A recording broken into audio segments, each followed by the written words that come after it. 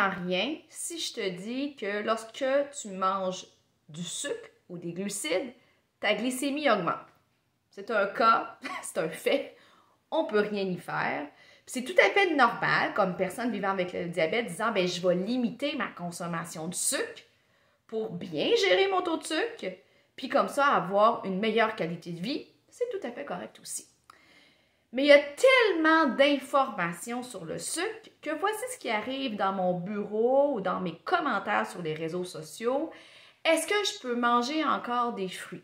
Est-ce que c'est bon de manger des fruits? Est-ce que c'est vrai qu'on peut manger trop de fruits? Donc, il y a clairement de la confusion au niveau de la consommation de fruits et la gestion du taux de sucre lorsqu'on vit avec le diabète. Donc, j'avais le goût de départager le vrai du faux aujourd'hui, puis je t'invite à rester à la toute fin parce que je vais parler souvent des fruits qui sont pointés du doigt.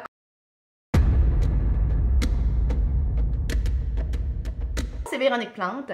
Je suis nutritionniste d'expérience et spécialisée en prévention et en promotion, pas en promotion, mais en traitement du diabète de type 2.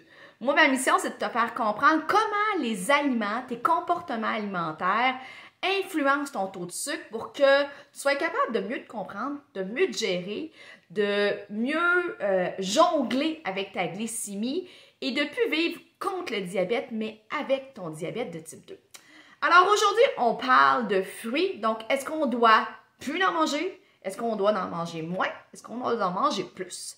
Donc, commençons par la première sous-question. Est-ce que je dois éviter les fruits? La réponse est non, archi non et encore non. Pourquoi? C'est que présentement, il y a une désinformation entourant le sucre.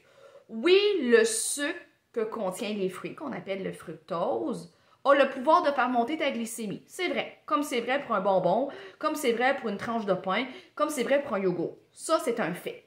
Par contre, le fruit est loin de ressembler au bonbon ou à la canette de boisson gazeuse. Pourquoi? Bien, dans les fruits, j'ai des fibres. Les fibres, quand je mastique mon fruit, quand je croque dans mon fruit, c'est que ça va faire monter tranquillement mon taux de sucre. Donc, c'est chose qu'on veut quand même. Deuxième chose, c'est que ces mêmes fibres-là, qui m'obligent à croquer dans le fruit, vont venir nourrir mon microbiote, qui est ma flore intestinale. Et si j'ai une bonne flore intestinale, ben, je diminue mes problèmes digestifs. Je diminue mon risque de constipation, mais aussi c'est que je vais favoriser le bon métabolisme des glucides dans mon corps. C'est ça qu'on veut. On veut que la personne gère bien ses glucides dans son sang. Donc, c'est un autre point positif. Et les fruits contiennent des vitamines et des minéraux extraordinaires pour te fournir de la bonne énergie, tant pour ton corps que ton cerveau. Va te permettre aussi de prendre une dose de vitamine C pour renforcer ton système immunitaire et prévenir les infections.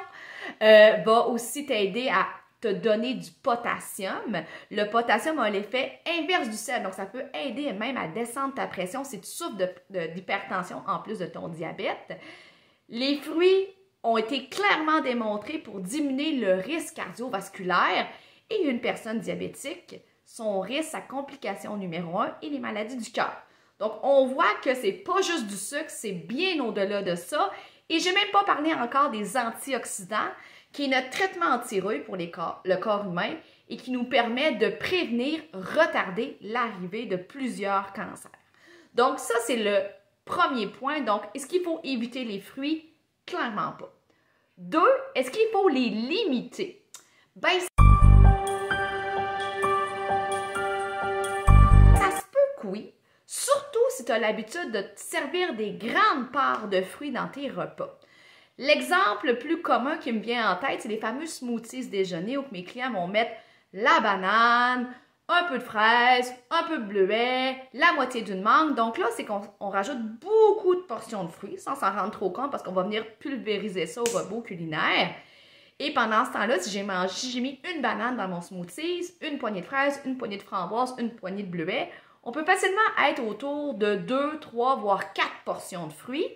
Et là, mon pancréas, celui qui gère mon taux de sucre, va avoir un peu la broue dans le toupette et mon taux de sucre va augmenter. Est-ce que le problème, c'est le smoothie? Non. Mon problème, c'est la quantité de fruits que j'ai mis à l'intérieur. Donc, pour t'aider là-dedans, ce que je te suggère pour concilier les avantages des fruits et concilier ton besoin peut-être de boire des smoothies le matin, tente de te limiter au peu mais souvent. Tente de peut-être intégrer l'équivalent d'une portion, ou l'équivalent d'une balle de tennis, ou l'équivalent d'une pomme dans ton smoothies. Puis les fruits que tu n'auras pas mis dans ton smoothies, mais répartis-la tout au long de la journée. Donc comme ça, ton pancréas aura moins la broue dans le toupette, ton taux de sucre va monter moins après les repas, puis tu vas te sentir beaucoup moins fatigué. Donc la morale de cette histoire, on doit manger des fruits, mais on a avantage comme personne diabétique, on a mangé peu, mais souvent. Et il n'y a pas, dernier point, de mauvais fruits. Donc, oubliez la banane, là, qu'on entend toujours dire « Ah, oh, ça n'a pas de sens, c'est trop sucré. » La banane, la petite affaire qu'il faut savoir, c'est qu'une banane, c'est l'équivalent de 2 pommes. Donc, vous preniez 2 pommes, vous preniez une banane complète, c'est la même quantité de sucre que vous allez ingérer. Donc, c'est la seule nuance. Mais la banane n'est pas un même fruit, un mauvais fruit, au même titre que le raisin n'est pas un mauvais fruit. Souvent, le problème, encore là, c'est la portion. Mes clients adorent les raisins, ils trouvent ça satisfaisant. Ils vont en mettre un petit peu plus que la taille d'une balle de tennis dans le cadre de leur repas ou dans le cadre de leur collation ou devant le grignotage, devant la TV. Donc, encore une fois, on doit manger, en tout cas, du moins, c'est fortement suggéré de manger des fruits. On a avantage comme personne diabétique à en manger peu, mais souvent dans notre journée. Donc, il n'y a pas de quantité maximale. Aux gens, si vous avez faim, c'est un excellent choix. Et troisièmement, arrêtez de stigmatiser les fruits. Ça n'a aucun sens. C'est illogique. Donc, j'espère que ça va vous aider à départager le vrai du faux. Aimez, commentez, partagez, abonnez-vous à ma chaîne YouTube. Puis, comme d'habitude, on se voit mardi prochain pour un prochain sujet. Alors, bye bye tout le monde!